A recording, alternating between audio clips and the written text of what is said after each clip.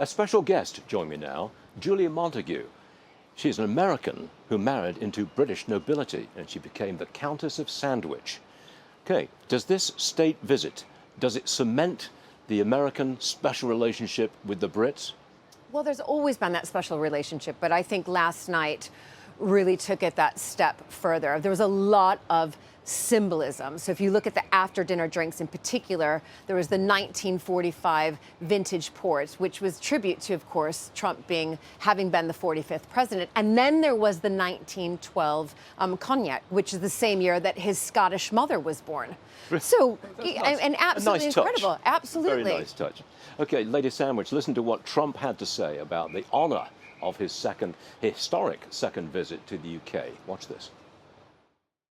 It's a singular privilege to be the first American president welcomed here. And if you think about it, it's a lot of presidents, and this was the second state visit, and that's the first, and maybe that's going to be the last time. I hope it is, actually. But this is truly one of the highest honors of my life. Such respect for you and such respect for your country. All this pageantry, it's used to sort of flatter President Trump. Is that because the Brits need President Trump? Well, the Brits are just very good at pageantry, tradition, pomp and circumstance. And of course, President Trump, Lady Sandwich, now having you're met... fighting me on this, aren't you? No, President Trump having met now two monarchs. I mean, that's rather extraordinary, considering the late Queen Elizabeth II was the longest reigning monarch. Now he's been greeted by not only, of course, King Charles III, Queen Camilla, but the Prince and Princess of Wales. You know, they pulled out all the stops, absolutely. Do you think it makes a difference to President Trump? I know he likes this, but does it influence him?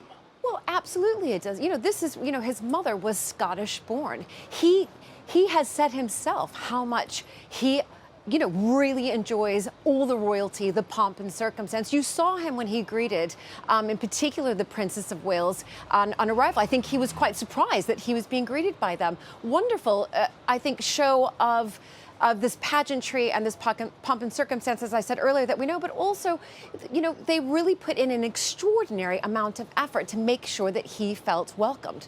Forgive me for asking a personal question, a historical question, but am I right, you are Lady Sandwich? Yes. Am I right in saying that your distant relatives, way back in the past, created and invented the sandwich?